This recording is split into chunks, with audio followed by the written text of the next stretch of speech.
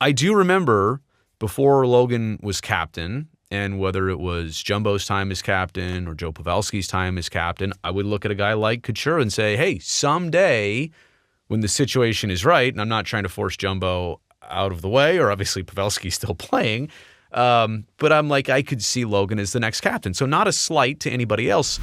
I hate to even turn the tables on Logan right now because of what he's going through. But if you're a Sharks person, of course you're thinking about, well, what candidates are out there right now? Who might be next to kind of take that claim?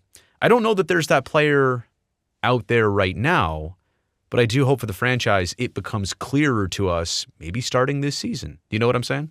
Yes, and I think I'm picking up what you're putting down, and I'm with you there. In the locker room, I see a lot of guys who are good leaders. Don't see that guy who can take the bull by the horns and take it to the next level. My hope is for Macklin Celebrini to be that guy, right? He may not be the 150-point scorer that Connor McDavid is, and he's a leader on and off the ice, and that's why he's the captain. But there's something about Celebrini. It's his hair. That's exactly it.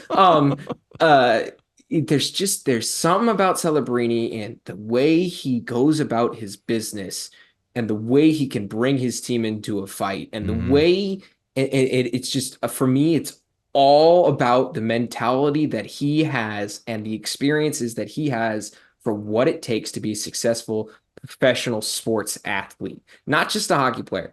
His dad has been a trainer in sports for years. His uncle is Steve Nash, NBA Hall of Famer, who was a leader of his team, a leader of men who willed those Suns teams into deep playoff runs.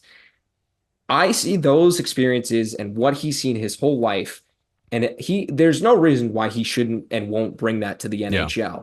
And if he can bring that to the NHL, it'll almost be like, whoa, this 18-year-old's working his butt off, and he's providing, like, I want to be that guy. Like there's parts about the way he goes about his process. Now there's no way of knowing until we actually see it, but I think they've got good leaders.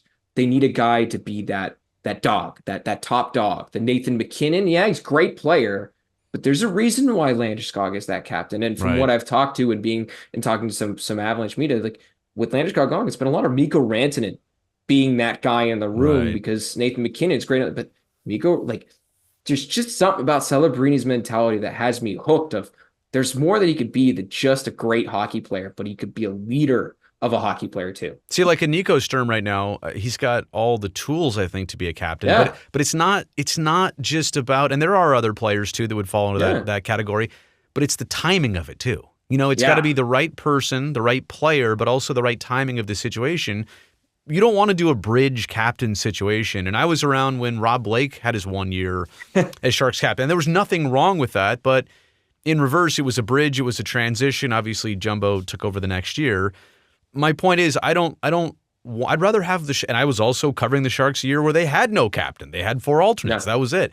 I'd rather them not have a captain if it comes to that than trying to thrust somebody in there who doesn't fit the bill and the group doesn't respect. I think just like picking the head coach, I hope the right things emerge for this team in making that decision. I also, by the way, I'm not ready to push Logan out the door yet. We're having this conversation as like a premature thing to just look down the road and say, well, what are we doing, 5 years down the road? So let me let me add one more thing on this. And the other part with this is if you're going to pick a young guy to be a captain, you don't want to throw too much on his plate too early. Great point. Like that is, to me, like, you can go a couple years without a captain. Like the New York Rangers went like 5 or 6 years without a captain after they traded Ryan McDonough. Like, I think this is what Jacob Trouba's second year is. I'm not 100% sure. He's still a weird captain to me too, by the way. I no knock on Trouba at all, but it's just maybe he's the perfect Rangers captain. Who knows? And it's different. But like when it comes to a team like the Sharks and how young their team is and how young their team will be for the next couple of years, you can't be like, all right, Celebrini, you're